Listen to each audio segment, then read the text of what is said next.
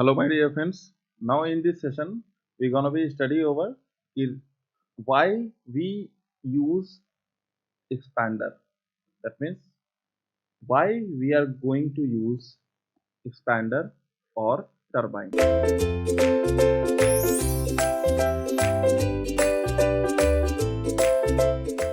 My dear friends, first of all, what is the real meaning of turbine? Okay, what is the real meaning of turbine or expander? My dear friends, the another name of turbine is nothing but the another name of turbine is nothing but expander. Expander मतलब gas को expand करना। This ये जो topic है ये हम किसके अंतर्गत पढ़ रहे हैं? This topic is under what? Gas gas refrigeration cycle. That means our cycle is going to operate with what? Gas or air. Is it clear na? That means all component is operating with gas और air. मतलब जितने भी component आपके यहाँ पे होंगे, जो मैंने पीछे वाले लेक्चर में बताया भी है कि यहाँ पे जैसे टरबाइन, कंप्रेसर, कूलर, रेफ्रिजरेटर, जितने भी कंपोनेंट हैं उसमें रेफ्रिजरेंट के फॉर्म में क्या फ्लो करता रहेगा? उसमें या तो गैस या फिर एयर फ्लो करेगा। Okay, that means all components is deal with air और गैसेस। दैट मीन्स सारे के सारे कंपोनेंट या तो एयर से डील होंगे या फिर गैस से डील होंगे। That means here what is the role of expander or turbine?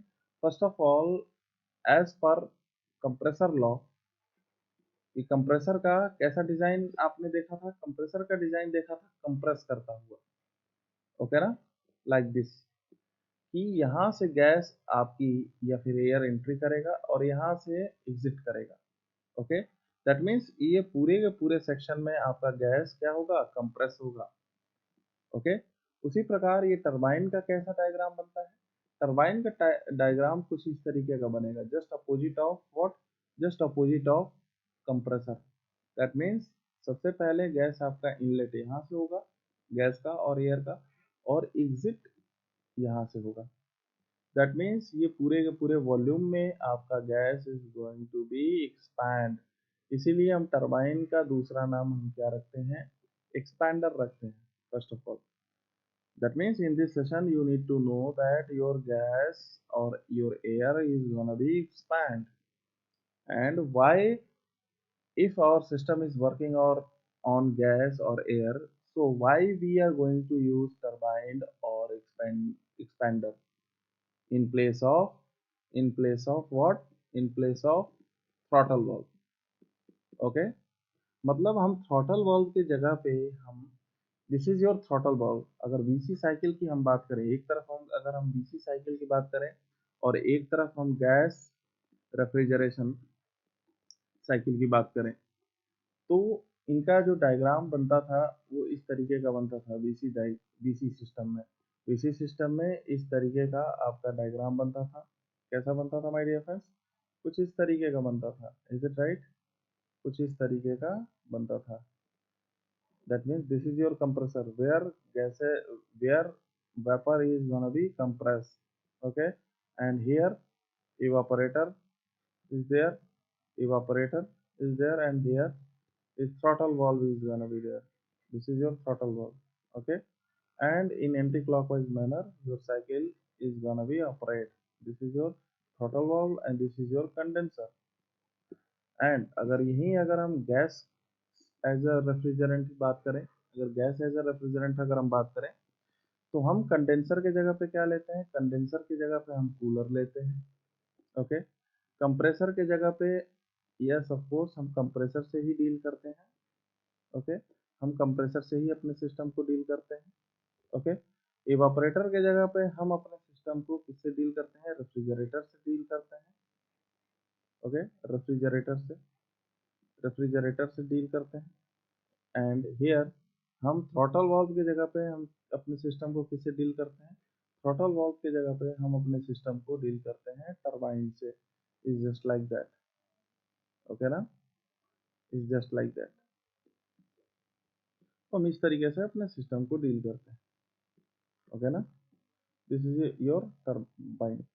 Okay, so here you have to put work input like this, work input, and यहाँ पे आप हीट को एक्सट्रैक्ट करते हैं, दैट मीन्स क्यूई, और इसी को बोला जाता है आर इफेक्ट, रेफ्रिजरेशन इफेक्ट।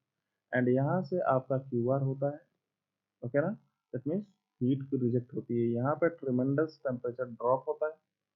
यही चारों जगह ये प्रोसेस होता है एंटी क्लॉकवाइज मैनर में। यहाँ भी एंटी क्लॉकवाइज मैनर में आपका रेफ्रिजरेंट फ्लो करता है, बट यहाँ पे जो आपका रेफ्रिजरेंट होता है, रेफ्रिजरेंट क्या फ्लो करता है, एयर फ्लो करेगा या फिर गैस फ्लो करेगा। यहाँ पे आपका रेफ्रिजरेंट क्या फ्लो करता है, यहाँ पे R12 फ्लो करेगा और R34A फ्लो करेगा, ये सब फ्लो करते हैं, ठीक है। तो यहाँ पे वर्क इनपुट होता है, ओके, यहाँ पे वर्क आउटपुट होता है, हैवी वर्क आउटपुट होता है, is it right?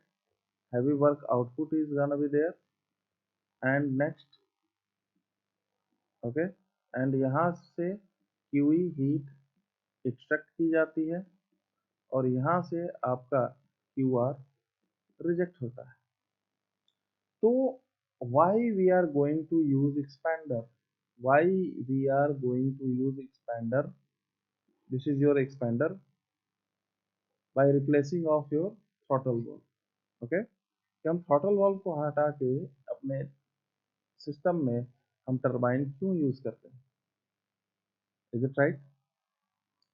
Okay my dear friends, अगर स्टेज को एनालिसिस किया जाए तो यहाँ पे जो आपका रेफ्रिजरेंट आफ्टर कंडेंसर बाहर निकलता था, ओके, तो ये जो रेफ्रिजरेंट होता था वो किस फॉर्म में होता था, वो ये जो रेफ्रिजरेंट होता था वेपर के फॉर्म में होता था, इज इट राइट? यहाँ पे जो रेफ्रिजरेंट आपका निकलता है वो किस फॉर्म में होता है, गैसेस के फॉर्म में होता है, मतलब air, just like air, air के फॉर्म में होता था। और उसके बाद इस थ्रॉटल से होके जब आपका रेफ्रिजरेंट बाहर निकलता था, ठीक है ना, थ्रॉटल से होके जब आपका रेफ्रिजरेंट बाहर निकलता था, आई एम सॉरी, यहाँ पे जो आपका रेफ्रिजरेंट होता था, यहाँ पे आपका रेफ्रिजरेंट होता था वो फुली लिक्विड फॉर्म फेस में होता था, फुली लिक्विड फेस में होता था, और यहाँ पे आपका रेफ्रिजरेंट यहाँ पे गैस फेस का है, ओके। और उसके बाद जब ट्रिमेंडस टेम्परेचर ड्रॉप करके जब आपका रेफ्रिजरेंट इवापोरेटर की तरफ जाता था तो वो किस स्टेज का हो जाता था, वो आपका वेपर के फॉर्म का हो जाता था। और लेकिन यहाँ भी रेफ्रिजरेंट आपका किस फॉर्म का रहेगा, गैसेस फॉर्म का रहेगा, मतलब लिक्विड। ये किस तरीके से मैंने ऑब्जर्व किया, अगर सेचुरेशन कर्व पे आप एनालिसिस करोगे तो इसके इस कर्व के बाद आपका थ्रॉटल का वर्क स्टार्ट होता है। और ये कैसी लाइन है माय डियर फ्रेंड्स, ये जो लाइन है ये लिक्विडस लाइन है, ठीक है ना, ये लिक्विडस लाइन है, मतलब यहाँ पे इस पॉइंट पे at entry point of throttle, इस पॉइंट पे रेफ्रिजरेंट किस स्टेज में है, लिक्विड स्टेज में है। उसके बाद at exit point of throttle किस फॉर्म में रेफ्रिजरेंट आपका चला जाएगा, वेपर के फॉर्म में चला जाएगा। बट यहाँ पे हम सेचुरेशन कर्व के बाहर अपने साइकिल को एनालिसिस करते हैं, ठीक है ना, सेचुरेशन कर्व के बाहर हम अपने साइकिल को एनालिसिस करते हैं, मतलब सारा का सारा जो हमारा सिस्टम वर्क करेगा over the gases faces work करेगा। तो यहाँ पे चारों तरफ जो आपका रेफ्रिजरेंट फ्लो हो रहा है वो गैसेस फॉर्म का फ्लो हो रहा है, बट यहाँ पे फेसेस चेंज हो रहा है, ओके। अब eight entry point of throttle की अगर हम बात करें तो यहाँ पे ये थ्रॉटल किस पे ऑपरेट हो रहा है, यहाँ पे ये ऑपरेट हो रहा है लिक्विड के लिए, ओके। यहाँ पे किसके लिए ये सिस्टम ऑपरेट हो रहा है, यहाँ पे ये सिस्टम ऑपरेट हो रहा है गैसेस के लिए। तो अगर हम कंपेयर करें, अगर हम कंपेयर करेंगे तो क्या देखेंगे कि गैसेस का वॉल्यूम लिक्विड के वॉल्यूम से, स्पेसिफिक वॉल्यूम लिक्विड के स्पेसिफिक वॉल्यूम से गैसेस का वॉल्यूम बहुत ज्यादा होता है, is it right? Is it right ना? Okay, and for open system, and for open system अगर हम लिक्विड के लिए, अगर हम लिक्विड के लिए हम थ्रॉटल, लिक्विड के लिए अगर हम टरबाइन का यूज करते हैं, अगर फॉर ओपन सिस्टम अगर हम लिक्विड के लिए इस जगह इस बीसी साइकिल में अगर हम टरबाइन का यूज कर देते हैं तो क्या इफेक्ट पड़ेगा, अगर हम यहाँ पे टरबाइन का यूज कर देते हैं तो टरबाइन का जो वर्क आउटपुट है वो क्या हो जाएगा, बहुत कम हो जाएगा, क्योंकि work output for open system क्या होता है, mine this this specific volume into DP, ये होता है। तो स्पेसिफिक वॉल्यूम यहाँ ऑलरेडी बहुत कम है और इस पॉइंट पे लिक्विड के फॉर्म में आपका रेफ्रिजरेंट है। दैट मीन्स यहाँ पे जो वर्क आउटपुट होगा अगर हम टरबाइन के साथ ऑपरेट करेंगे तो बहुत ही कम होगा। ठीक है, इज इट राइट ना? ओके, बट अगर यहाँ पे हम थ्रॉटल वाल्व से अगर हम ऑपरेट करते हैं तो हमारा वर्क इनपुट बहुत ही कम होगा, वर्क इनपुट बहुत कम होगा और कूलिंग इफेक्ट बहुत ज़्यादा होगा, टेम्परेचर ट्रिमेंडस ड्रॉप होंगे। ठीक है, उसी प्रकार अगर हम यहाँ हमारा सिस्टम गैसेस पे वर्क कर रहा है तो गैसेस का स्पेसिफिक वॉल्यूम ज़्यादा होने के कारण वर्क आउटपुट इस सिस्टम का बहुत ही ज़्यादा होगा, इसीलिए हम टरबाइन यूज करते हैं। एक मिनिमम वर्क इनपुट देके हमने सिस्टम को रन कराया और यहाँ से वर्क आउटपुट जो हमें ज़्यादा मिला उसकी कपलिंग कर दी, मतलब वो ज़्यादा वर्क आउटपुट लेके हमने ट्रांसफर कर दिया अगेन किसमें, अपने कंप्रेसर में। तो जो हमें वर्क इनपुट अब देना पड़ रहा था इनिशियली उससे भी अब हमें कम देना पड़ेगा, बिकॉज जो आउटपुट यहाँ टरबाइन से हो रहा है वो भी एनर्जी को हमने कंप्रेसर में ट्रांसफर कर दिया। तो हम वर्क इनपुट को कंपनसेट करने के लिए हम यहाँ पे टरबाइन का यूज करते हैं। Is it right my dear friends? तो फर्स्ट ऑफ ऑल इस स्लाइड को आप स्क्रीनशॉट लीजिए या फिर नोट करिए। अब आगे बढ़ते हैं। तो अगर स्टेटमेंट फॉर्म में हम इस चीज को लिखना चाहें तो हम क्या लिखेंगे कि in air refrigeration cycle we have used isentropic expansion in place of isenthalpic expansion, because चलिए वन बाय वन हम लिखते हैं कि in air refrigeration cycle we have to use we have to use we have to use what isentropic expansion isentropic expansion in place of what, in place of isenthalpic isenthalpic expansion, because we know हम क्या जानते हैं, because we know that for an ideal gas because we know that for an ideal ideal gas system that means किसके लिए बात हो रही है, गैस रेफ्रिजरेशन सिस्टम के लिए बात हो रही है। Because for ideal gas system your ideal gas is a function of what, temperature only. That means what, if we have used isenthalpic expansion, that means if we use isenthalpic expansion in process 3 to 4,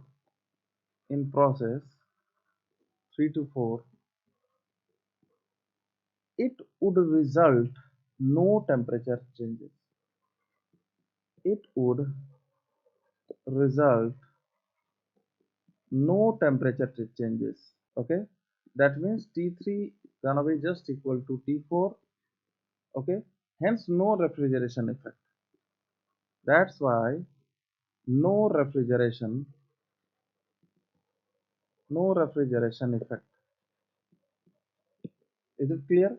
इस पूरे के पूरे line का मतलब क्या है कि अगर हमने आइसेंथैलेपिक एक्सपेंशन के साथ इस रेफ्रिजरेशन जो गैसेस फॉर्म में है उसको लेके अगर हमने आइसेंथैलेपिक प्रोसेस कराया तो माय डियर फ्रेंड्स ये यहाँ पे हम आइडियल गैस का यूज कर रहे हैं और आइडियल गैस केवल टेम्परेचर का फंक्शन होता है। आइडियल जो गैस होता है वो केवल टेम्परेचर का फंक्शन होता है। ओके, और यहाँ पे क्या है, कांस्टेंट इंथैल्पी है। आइसेंथैल्पिक इसीलिए बोला गया है at process from 3 to 4। Constant enthalpy के कारण आपका टेम्परेचर चेंज नहीं होगा गैसेस के लिए। दैट मीन्स अगर हम लिक्विड के साथ थ्रॉटल वॉल्व को ऑपरेट कराते हैं तो टेम्परेचर ड्रास्टिकली डिक्रीज होगा। बट अगर हम गैसेस, आइडियल गैसेस के साथ थ्रॉटल वॉल्व को ऑपरेट कराते हैं, इज इट क्लियर, तो आपका टेम्परेचर कांस्टेंट रहेगा और टेम्परेचर कांस्टेंट होने के कारण कोई कूलिंग इफेक्ट होगा ही नहीं। ओके ना? So my dear friends, this is the analysis, and as we know that the specific volume of the gas is very high, therefore the work produced by the turbine will be very high, जैसा कि मैंने आपको बताया practically. Therefore isentropic expansion gonna be used. So our next statement is what? This is our first reason due to which we gonna be used what? Isentropic expansion. Okay, and second reason is as we know that as we know that we know that the specific volume of gas, the specific volume of gas is very high. Okay na? Is very high. Therefore the work produced therefore the work produced the work produced by the turbine will be very high, will be very high. Okay, therefore isentropic expansion is used. Therefore isentropic expansion is used. So my dear friend, these are two reasons by which we're gonna be used turbine at place of what? At place of throttle valve. ये दो reason है जिसके कारण हम turbine को use करते हैं, हम थ्रॉटल वाल्व का यूज नहीं करते हैं। Is it right? So my dear friends, this is your lecture over why we use expander at place of throttle valve. And my dear friends, in next lecture we gonna be calculate our isentropic expansion efficiency and the COP of the gas refrigeration system. So what is the COP value of the gas refrigeration system and how we are going to calculate the isentropic efficiency, because here we use turbine and turbine is work over isentropic. That means S3, this S3 value and this S4 value gonna be constant. That means S3 is just equal to S4. So my dear friends, in next lecture we gonna be study over the COP value of the gas refrigeration system, and we study over to how to calculate the isentropic efficiency. Okay, so thank you and thank you so much.